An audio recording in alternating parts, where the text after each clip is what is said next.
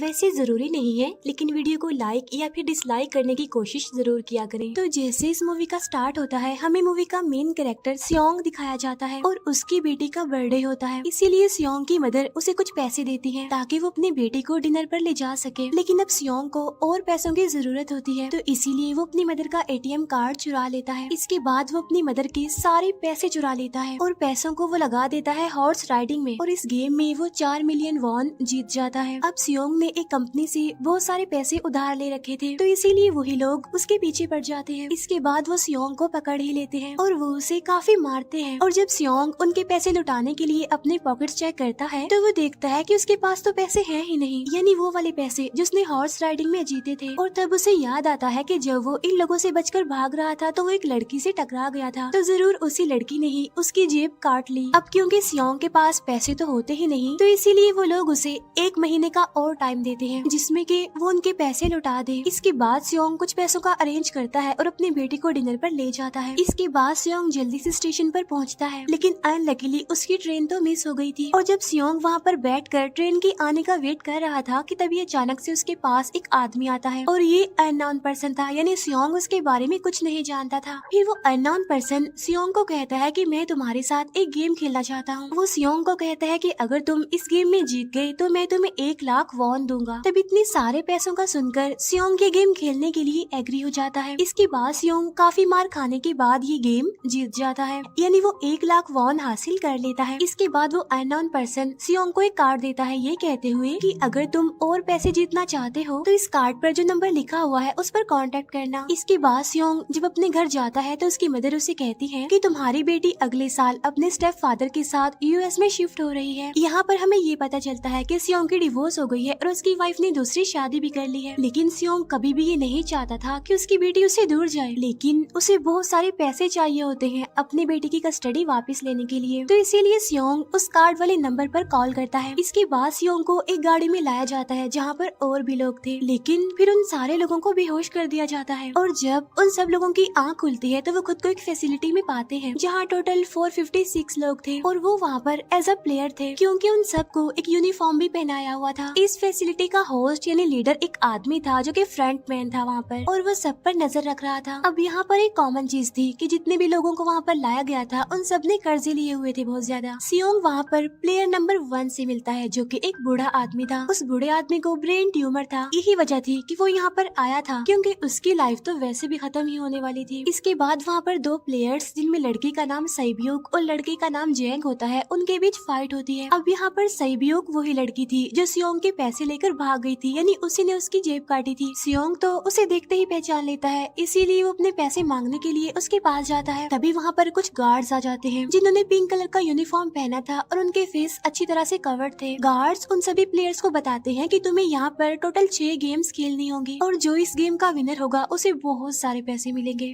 इसके बाद उन सबसे एक कॉन्ट्रैक्ट पर साइन करवाया जाता है और इस कॉन्ट्रैक्ट के 3 मेन रूल्स थे। पहला रूल ये कि कोई भी प्लेयर अपनी मर्जी से गेम को छोड़कर नहीं जा सकता। दूसरा रूल ये होता है कि जो भी प्लेयर खेलने से मना करेगा तो उस प्लेयर को एलिमिनेट कर दिया जाएगा, और उनके मुताबिक एलिमिनेट का मतलब क्या था ये तो हम आगे ही जानेंगे। गेम का तीसरा रूल ये था कि अगर मेजोरिटी इस गेम को खेलना नहीं चाहती तो वो इस गेम को छोड़कर जा सकते हैं। इसके बाद उन सबको गेम के लिए ले जाया जाता है। अब यहाँ पर सियोंग अपने क्लासमेट सेंगवू से भी मिलता है जो कि उसे बचपन से जानता था। सियोंग उसे वहाँ पर देखकर काफी हैरान होता है क्योंकि वो तो किसी बिजनेस के लिए आउट ऑफ कंट्री चला गया था। अब पहले गेम के लिए वहाँ पर एक काफी बड़ी डॉल थी और इस गेम का रूल काफी सिंपल था, और वो ये था कि डॉल जब भी गाना गाएगी उन सबको आगे बढ़ना है, और जैसे ही वो गाना गाना बंद करेगी तो उन सबको रुक जाना है और मूव नहीं करना है, और अगर कोई हिल गया तो उसे एलिमिनेट कर दिया जाएगा। अब स्टार्टिंग में तो ये सब कुछ उन्हें किसी प्रैंक की तरह लग रहा था, लेकिन जब एक लड़का हिल जाता है तो उसे शूट करके मार दिया जाता है, और यही होता है एलिमिनेट का मतलब, यानी उन्हें मार दिया जाएगा। अब ये देखकर वो सारे लोग काफी घबरा जाते हैं और उन्हें पता चल चुका था कि वो खतरे में है, इसीलिए लोग डरते हुए पैनिक करते हुए इधर उधर भागने लगते हैं।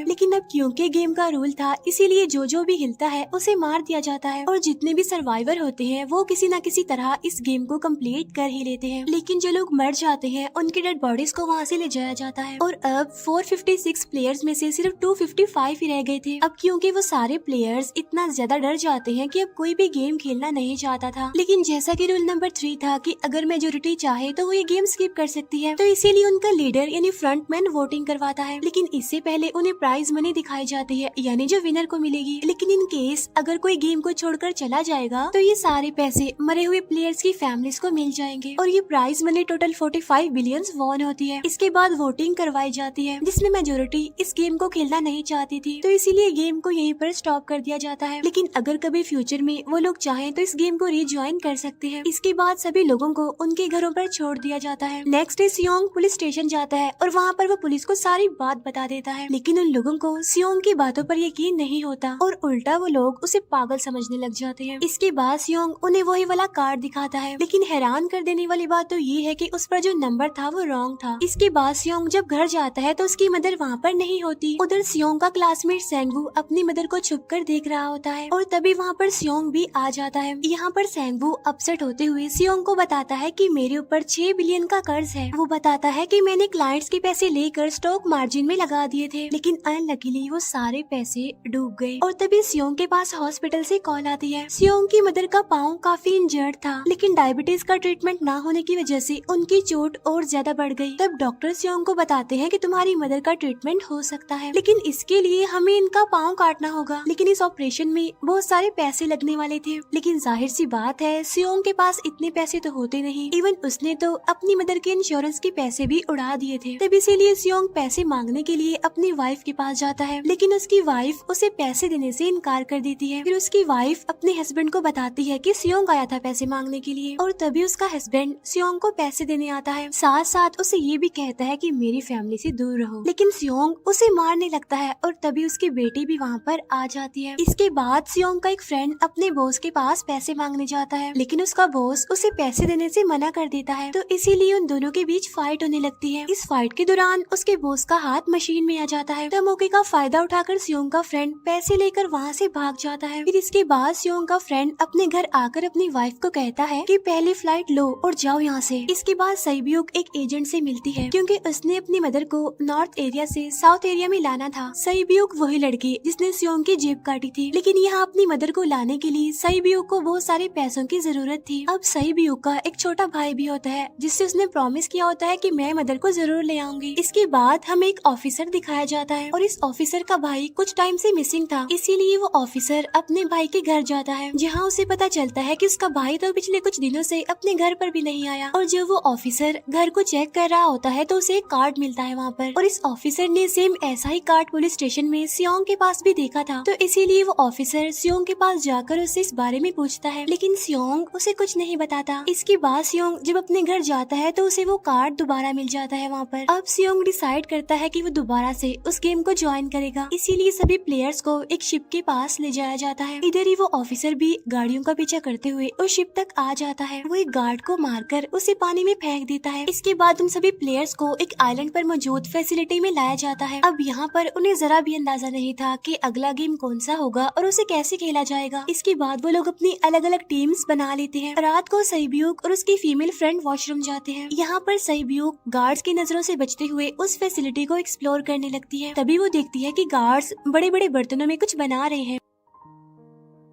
लेकिन अब क्योंकि गार्ड्स को शक हो जाता है तो ये गार्ड वॉशरूम्स को चेक करने के लिए आता है, लेकिन तब तक सईब्यूक वापस आ चुकी थी। इसके बाद सईब्यूक अपनी फीमेल फ्रेंड को सारी बात बता देती है जो उसने देखा था, लेकिन यहाँ पर सेंगवू उन दोनों की बातें सुन लेता है और वो इस बारे में सईब्यूक से पूछता है, जिस पर सईब्यूक बताती है कि वो बड़े बड़े बर्तनों में कुछ पका रहे थे। इसके बाद उन सभी प्लेयर्स को प्ले ग्राउंड में लाया जाता है, जहाँ पर उनके सामने 4 शेप्स थी। 4 शेप्स में से उन्होंने किसी एक शेप को चूज करना था। अब यहाँ पर सेंगवू को पता चल जाता है कि गेम क्या है और क्या करना है हमें। सेंगवू सियोंग को बताता है कि सबने अलग अलग शेप्स को चुनना है। इसके बाद उन सभी को एक छोटा सा बर्तन दिया जाता है जिसमें की शेप्स बनी होती है। अब गेम उनकी ये होती है कि उन्होंने किसी तरह उस शेप को बाहर निकालना है बगैर डैमेज किए, लेकिन अगर शेप जरा से भी खराब हो गई तो उन्हें एलिमिनेट कर दिया जाएगा, यानी मार दिया जाएगा। अब यहाँ पर सेंगवू तो इजिली उस शेप को निकाल लेता है, लेकिन सियोंग इतना ज्यादा घबरा जाता है कि उसकी हालत खराब होने लगती है, लेकिन फिर वो किसी न किसी तरह करके इस गेम को भी जीत लेता है। इसके बाद उन सबको वापस से रूम में लाया जाता है। अब यहाँ पर 187 प्लेयर्स वापस आए थे, जिनमें से अब सिर्फ 108 ही रह गए थे। इसके बाद उन सबको खाने के लिए ले जाया जाता है, लेकिन खाने की वजह से जैंग की एक लड़के से फाइट हो जाती है, जहाँ पर जैंग उस लड़के को इतना ज्यादा मारता है कि वो मौके पर ही मर जाता है। इधर ही हम देखते हैं कि उन प्लेयर्स में से एक डॉक्टर होता है जो गार्ड्स के साथ मिलकर मरे हुए लोगों के ऑर्गन्स निकाल कर उन्हें चाइनीज को बेचने का काम करता है। इसीलिए जब भी डेड बॉडीज को ले जाया जाता है तो वो डेड बॉडीज को गायब कर लेते हैं, क्योंकि ये सब कुछ एक प्लान के अकॉर्डिंग चल रहा था, क्योंकि ये सारा कुछ फ्रंट मैन से छुप कर हो रहा था। यही वजह थी कि कंट्रोल रूम में भी उन्होंने अपना ही एक आदमी बिठाया हुआ था जो कि उन लोगों की सारी वीडियो फुटेज डिलीट कर देता था, और गार्ड्स तो डॉक्टर को गेम के बारे में पहले ही बता देते थे ताकि वो सरवाइव कर सके। यहाँ पर एक गार्ड उसी प्लेयर डॉक्टर को बताता है कि आज हमने प्लेयर्स को जानबूझकर खाना कम दिया है ताकि वो आपस में लड़ने लगे, जिससे होगा ये कि सारे वीक प्लेयर्स गेम से आउट हो जाएंगे। साथ ही गार्ड डॉक्टर को अपनी अगली गेम के बारे में बता देता है। अब 30 मिनट के बाद वहाँ पर लाइट्स ऑफ होने वाली थी। अब यहाँ पर सेंगवू को पता था कि सियोंग की टीम जरूर कोई उल्टा काम करेगी, इसीलिए वो उस टीम को अपने पास बुलाकर उन्हें रिलैक्स रहने के लिए कहता है। उधर वो जो डॉक्टर प्लेयर होता है वो जैंग की टीम में शामिल हो जाता है। यहाँ पर डॉक्टर जैंग को बता देता है कि अगला गेम क्या होने वाला है। इसके बाद लाइट्स ऑफ हो जाती है और जैंग अपनी टीम के साथ मिलकर बाकी सभी को मारने लगता है। जैंग एक लड़की को मारकर सईब्यू को मारने जाता है, लेकिन तभी सियोंग उसे बचा लेता है। इसके बाद गार्ड्स वहाँ पर आकर उन सभी को रोक लेते हैं और अब टोटल 80 लोग रह गए थे। इसके बाद उन सभी को तीसरे गेम के लिए ले जाया जाता है और यहाँ पर उन्हें 10-10 प्लेयर्स की एक टीम बनाने के लिए कहा जाता है, और वो लोग ऐसा ही करते हैं, अपनी अपनी टीम बना लेते हैं। अब क्योंकि जैंग को अगली गेम के बारे में पहले ही पता होता है, इसीलिए वो सईब्यू की फीमेल फ्रेंड को अपनी टीम में नहीं रखता और वो अपनी टीम में सिर्फ मर्दों को ही रखता है। इसके बाद सेंगवू भी अपनी एक टीम बना लेता है। अब क्योंकि उन्हें एक प्लेयर की जरूरत थी तो इसीलिए सईब्यू की फीमेल फ्रेंड उनके टीम में शामिल हो जाती है, और ये गेम असल में टग ऑफ वॉर का होता है, यानी उन्होंने अपने सामने वाली टीम को नीचे गिराना था। इसके बाद गेम स्टार्ट हो जाती है और जैंग की गेम बड़ी आसानी से इस गेम को जीत लेती है। इसके बाद बारी होती है सेंगवू की टीम की। तब प्लेयर नंबर 1 यानी वो बूढ़ा आदमी कहता है कि मैंने अपनी जिंदगी में बहुत सारी टग ऑफ वॉर्स खेल रखी है, इसीलिए उन सबको गाइड करता है कि इस गेम को कैसे जीतना है।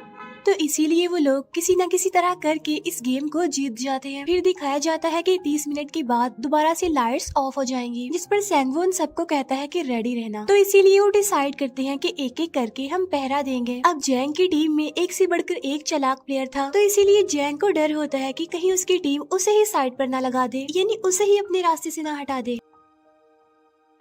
दूसरी तरफ डॉक्टर और गार्ड्स मिलकर डेड बॉडी की ऑर्गन्स निकाल रहे होते हैं और इन ऑर्गन्स को डिलीवर करने जाना था गार्ड नंबर 28 एंड 29। तब वो सभी एक डेड बॉडी के बारे में बातें करने लगती हैं जिसकी सिर्फ एक किडनी थी और वो उसे ज़ॉम्बी कह रहे थे। अब यहाँ पर जो गार्ड नंबर 29 था, यानी जिसने वो ऑर्गन्स डिलीवर करने जाने थे, वो कोई और नहीं बल्कि वो ऑफिसर था जो गार्ड के बेस में वहाँ पर आया था, और ये सब बातें सुनकर उसे शक होता है कि शायद ये लोग मेरे भाई की बात कर रहे हैं क्योंकि उसकी भी एक ही किडनी थी। इसके बाद नंबर 28 और 29 यानी वो ऑफिसर ऑर्गन्स को डिलीवर करने के लिए चले जाते हैं। रास्ते में वो ऑफिसर नोटिस करता है कि टनल में तो बॉम्ब लगा हुआ है। तब नंबर 28 उसे बताता है कि जब हम यहाँ से बाहर निकलेंगे तो इस जगह को ब्लास्ट कर दिया जाएगा। अब यहाँ पर वो ऑफिसर नंबर 28 से और इन्फॉर्मेशन लेने की कोशिश करता है, इसीलिए नंबर 28 को उस पर डाउट होने लगता है, इसीलिए वो उस ऑफिसर को अपना फेस दिखाने के लिए कहता है। अब यहाँ पर वो ऑफिसर अपना फेस भी दिखा देता है, साथ साथ वो नंबर 28 पर गन पॉइंट भी कर देता है। साथ साथ वो ऑफिसर उससे एक किडनी वाली आदमी के बारे में पूछता है कि वो कौन है जिसे तुम ज़ॉम्बी कहते थे, जिस पर वो नंबर 28 उससे कहता है कि वो तो एक लड़की थी। अब यहाँ पर नंबर 28 उस ऑफिसर को कहता है कि तुम लीडर के रूम में जाकर सारी इन्फॉर्मेशन देख सकते हो, वहाँ पर सबका डाटा है। ये जानने के बाद वो ऑफिसर नंबर 28 को मार डालता है। उधर वो डॉक्टर गार्ड से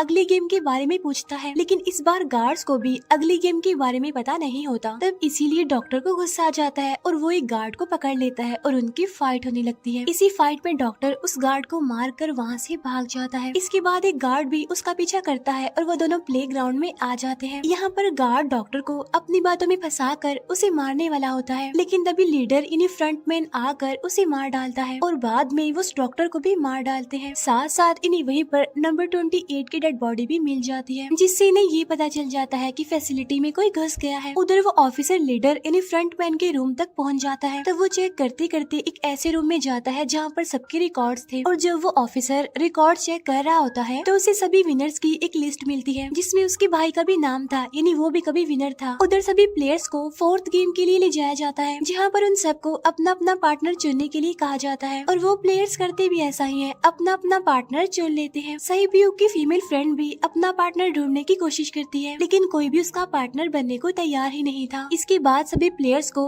10-10 मार्बल्स दिए जाते हैं। असल में ये गेम ऐसी होती है कि एक प्लेयर को अपने पार्टनर से सारे मार्बल्स लेने होते हैं बगैर कोई जोर जबरदस्ती किए, और जो दूसरा पर्सन होगा यानी जिसके पास मार्बल्स नहीं होंगे उसे मार दिया जाएगा। फिर सैंगवू और सियोंग का फ्रेंड ऑड और इवन का गेम खेलते हैं, जिसमें कि उन्होंने गेस करना था कि सामने वाले के हाथ में कितने मार्बल्स हैं। अब यहाँ पर सियोंग का फ्रेंड सैंगवू के सारे मार्बल्स जीत जाता है, जिसकी वजह से लास्ट में सैंगवू के पास सिर्फ एक ही मार्बल बचता है। अब क्योंकि सैंगवू को पता चल चुका था कि अब वो बच नहीं पाएगा, इसीलिए वो सियोंग के फ्रेंड को अपनी बातों में फंसा कर उसे ये यकीन दिलाता है कि अगर हम में से कोई भी हार गया तो हारे हुए लोगों का मैच दोबारा करवाया जाएगा। अब यहाँ पर सैंगवू धोखे से सियोंग के फ्रेंड के सारे मार्बल्स चेंज कर देता है। इसके बाद सैंगवू मार्बल्स लेकर गार्ड को दे देता है और वहाँ से बाहर चला जाता है, और जब सियोंग का फ्रेंड मार्बल्स चेक करता है तो वहाँ पर पत्थर होते हैं। उधर प्लेयर नंबर 1 यानी उस बूढ़े आदमी की हालत खराब हो रही थी, इसीलिए वो तो इधर उधर घूम रहा था, लेकिन सियोंग किसी तरह उसे खेलने के लिए एग्री कर लेता है। अब यहाँ पर वो दोनों यानी वो बूढ़ा आदमी और सियोंग भी इवन ऑड खेलते हैं। अब इनमें से वो बूढ़ा आदमी सियोंग के सारे मार्बल्स जीत जाता है, लेकिन लास्ट राउंड में वो बूढ़ा आदमी भूल जाता है कि उसने क्या चूज किया था। तो यहाँ पर सियोंग उसी बातों में फंसा कर उसके सारे मार्बल्स ले लेता है, लेकिन यकीन मानिए कि वो बूढ़ा आदमी काफी चालाक था। उसने एक मार्बल अपने पास ही रखा हुआ था और वो दोबारा से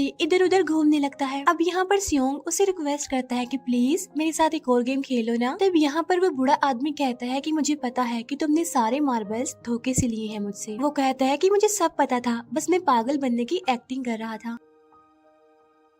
तभी सुनकर सियोंग को उस पर तरस आ जाता है और वो उसे ही सारे मार्बल्स दे देता है। उसके बाद सहीब्यूक और उसकी फीमेल फ्रेंड भी गेम खेल रहे होते हैं। उनकी गेम ये होती है कि जो मार्बल्स को दीवार के ज्यादा करीब फेंकेगा वही जीतेगा। पहले सहीब्यूक अपने मार्बल्स फेंकती है, लेकिन जब सहीब्यूक की फ्रेंड की बारी आती है तो वो अपने सारे मार्बल्स फेंक देती है। लेकिन जब सहीब्यूक ये देख लेती है तो वो अपने फ्रेंड को दोबारा फेंकने के लिए कहती है, जिस पर उसकी फ्रेंड कहती है कि नहीं सहीब्यूक, मैं बिल्कुल अकेली हूँ, मेरे पीछे तो कोई भी नहीं है, लेकिन अगर तुम्हें कुछ हो गया तो ये अच्छी बात नहीं है, तुम्हारे पीछे तुम्हारा छोटा भाई है, तुम्हारा वेट कर रहा है वो। और इसी वजह से सहीब्यूक की फ्रेंड को मार दिया जाता है। इसके बाद उन सबकी डेड बॉडीज को वहाँ से ले जाया जाता है। इसके बाद वो सब वापिस से रूम में आ जाते हैं। यहाँ पर जैंग देखता है कि सहीब्यूक की वो वाली फ्रेंड तो अभी तक जिंदा है, जो कि बड़ी आराम से बैठी हुई थी। अब यहाँ पर हमें पता चलता है कि सहीब्यूक की ये वाली फ्रेंड जैंग की भी फ्रेंड थी, लेकिन अब क्योंकि उन दोनों के बीच किसी बात को लेकर क्लैश चल रहा था तो इसीलिए जैंग की वो फ्रेंड उसे बुली करने लगती है। इसके बाद फ्रंटमैन को एक डेड बॉडी के पास उस ऑफिसर का आईडी कार्ड मिल जाता है। तभी फ्रंटमैन को पता चलता है कि उसके सारे वीआईपीज आ चुके हैं, तो इसीलिए फ्रंटमैन उन्हें लेने के लिए चला जाता है। फिर सारे वीआईपीज को उनके रूम में लाया जाता है। इसके बाद फ्रंटमैन वीआईपीज के आने के बारे में एक और आदमी को जाकर बताता है, और यही आदमी मेन होता है। और ये कौन होता है हम ये आगे जानेंगे। फिर नेक्स्ट डे उन सबको 5वें गेम के लिए लाया जाता है, जहाँ पर 1 से लेकर 16 तक नंबर पड़े होते हैं, और वो सभी प्लेयर्स अपना अपना नंबर ले लेते हैं। नंबर का मतलब ये था कि जो नंबर भी एक प्लेयर पर आएगा उसके मुताबिक ही उसकी बारी आएगी। अब यहाँ पर लास्ट में पहला और आखिरी नंबर रह जाता है, यानी 1 और 16। तो यहाँ पर सियोंग कंफ्यूज हो जाता है कि उसे कौन सा नंबर चूज करना चाहिए। अगर उसने पहला नंबर लिया तो वो फंसेगा और मरेगा, क्योंकि उसे नहीं पता कि गेम क्या है। और अगर लास्ट नंबर लेगा तो क्या पता उसकी बारी ही ना आए, टाइम कम रह जाए। और तभी वहाँ पर एक आदमी आ जाता है और वो सियोंग को कहता है कि मुझे पहला नंबर चाहिए, क्योंकि मैं अपनी जिंदगी में कभी भी फर्स्ट नंबर पर नहीं आया। फिर इसके बाद उन्हें गेमिंग रूम में लाया जाता है। अब इस गेम का रूल ये होता होता है कि दिए हुए टाइम में उन्हें ब्रिज की दूसरी साइड पर जाना है। अब इसके बीच में दो तरह के ग्लास लगे होते हैं, एक तो होता है आम ग्लास और एक होता है टेम्पर्ड ग्लास। आम ग्लास पर पाँव रखते ही वो टूट जाएगा और वो लोग नीचे गिर जाएंगे। इसके बाद गेम स्टार्ट हो जाता है और वो लोग एक एक करके मरने लगते हैं। फिर एक टाइम ऐसा आता है जब जैंग सबके सामने होता है और वो आगे ही नहीं बढ़ रहा होता। अब उनके पास एक ही रास्ता था, या तो वो आगे जाए या सारे ही मर जाएं। और तभी जैंग के सामने उसकी वही फ्रेंड आ जाती है जो उसे बुली कर रही थी, और वो जैंग को कहती है कि मैंने तुम्हें कहा था कि जिस दिन तुमने मुझे धोखा दिया मैं तुम्हें मार दूंगी। इसके बाद वो जैंग को पकड़ लेती है और उसे लेकर नीचे कूद जाती है, जिसकी वजह से उन दोनों की मौत हो जाती है। अब वहाँ पर एक आदमी था जो कि ग्लास कंपनी में काम करता था और उसे पता था कि टेम्पर्ड ग्लास कौन सा है, लेकिन जब फ्रंट मैन को इस बात का पता चल जाता है तो वो लाइट्स ऑफ करवा देता है ताकि वो ग्लास को पहचान ही ना पाए। अब लास्ट में एक ही स्टेप बचता है और उनके पास तो टाइम ही नहीं था, इसीलिए सेंगवू उस आदमी को धक्का दे देता है। तो यहाँ पर सेंगवू, सियोंग और सैब्यूक ब्रिज को पार कर लेते हैं, लेकिन ग्लास टूटने की वजह से उन्हें काफी चोट लग जाती है, खास तौर पर सैब्यूक को। उधर उस ऑफिसर ने एक सर्वेंट को मारकर उसकी जगह खुद ले ली थी। अब एक वीआईपी को उस ऑफिसर पर शक होता है और वो उसे कहता है कि अपना मास्क रिमूव करो, लेकिन वो ऑफिसर कहता है कि ठीक है, लेकिन मैं अंदर जाकर अपना मास्क रिमूव करूंगा। इसके बाद वो ऑफिसर उस वीआईपी को लेकर अंदर चला जाता है। अंदर जाकर वो ऑफिसर उस वीआईपी को बेहोश कर देता है और इस बात का पता फ्रंट मैन को चल जाता है, इसीलिए फ्रंट मैन उसके पीछे जाता है और वो उस ऑफिसर को देख लेता है, इसीलिए वो ऑफिसर वहाँ से भागकर आइलैंड पर आ जाता है। फ्रंट मैन भी उसका पीछा करते हुए वहाँ पर आ जाता है। अब यहाँ पर वो ऑफिसर अपने सीनियर्स को कॉल करने की कोशिश करता है, लेकिन कॉल कट हो जाती है। फिर वो ऑफिसर उन्हें सारे सबूत भेजता है, लेकिन वहाँ पर नेटवर्क नहीं था। इसके बाद फ्रंट मैन ऑफिसर को पकड़ लेता है और उसे उनके साथ चलने के लिए कहता है, लेकिन वो ऑफिसर तो उस फ्रंट मैन पर गोली चला देता है। इसके बाद फ्रंट मैन अपना मास्क उतार देता है, तो वो ऑफिसर देखता है कि वहाँ पर कोई और नहीं बल्कि उसका अपना भाई है वो। इसके बाद ऑफिसर का भाई यानी फ्रंट मैन उसे शूट कर देता है और वो जाकर पानी में गिरता है। उधर ग्लास लगने की वजह से सैब्यूक काफी इंजर्ड हो गई थी और उसका बहुत सारा खून भी बह रहा होता है। इसके बाद तीनों सर्वाइवर्स को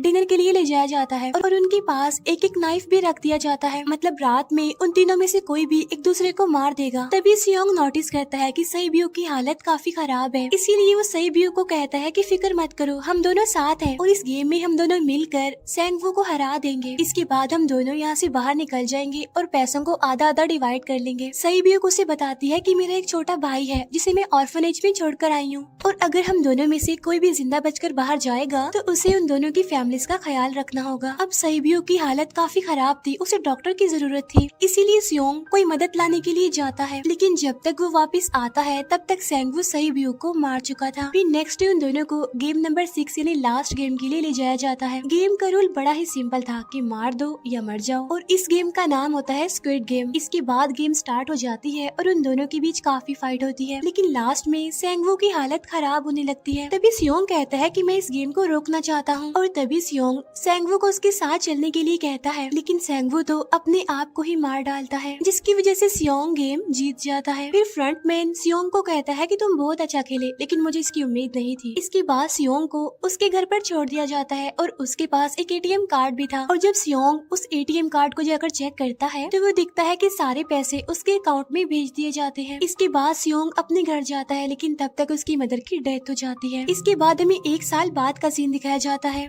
जहाँ पर हम देखते हैं कि सियोंग की हालत काफी खराब हो गई है, यानी वो काफी नशा करने लग गया है और उसने अब तक उन पैसों को हाथ तक नहीं लगाया। एक दिन एक फूल बेचने वाली औरत सियोंग के पास आती है और वो उसे सेम वैसा ही कार्ड देती है जिसमें एक एड्रेस लिखा हुआ था, और फिर सियोंग उस एड्रेस पर जाता है जहाँ पर उसे पता चलता है कि ये सारा किया धरा किसी और का नहीं बल्कि उस बूढ़े का है, प्लेयर नंबर 1 का, और वो अभी भी जिंदा है। यहाँ पर वो बूढ़ा आदमी सियोंग को बताता है कि मैं अपनी लाइफ से बोर हो चुका था और ये सारी गेम मैंने अपने क्लाइंट्स के साथ मिलकर बनाई ताकि मैं लोगों को मरता हुआ देखकर एंजॉय कर सकूं, लेकिन हाँ, हमने किसी को मजबूर नहीं किया था ऐसा करने के लिए, और मैंने गेम में इसीलिए पार्टिसिपेट किया क्योंकि गेम देखने से ज्यादा उसे खेलने में मजा आता है। वो कहता है जो पैसे तुम्हारे पास हैं वो मेरे ही हैं, और ये कहते ही उस बूढ़े आदमी की मौत हो जाती है। इसके बाद सियोंग सैब्यूक के छोटे भाई के पास जाता है और उसे लेकर वो जाता है सेंगवू की मदर के पास, और वो सेंगवू की मदर को कहता है कि इस बच्चे का ख्याल रखना, साथ साथ वो उसे एक बैग भी देता है जिसमें बहुत सारे पैसे होते हैं। इसके बाद सियोंग स्टेशन पर जाता है जहाँ पर उसे वही अननोन पर्सन मिलता है जो कि उसे मूवी के स्टार्ट में भी मिला था। यहाँ पर सियोंग उसका पीछा भी करता है, लेकिन तब तक वो भाग चुका था। फिर सियोंग उस कार्ड वाले नंबर पर कॉल करता है और वो पूछता है कि तुम लोग कौन हो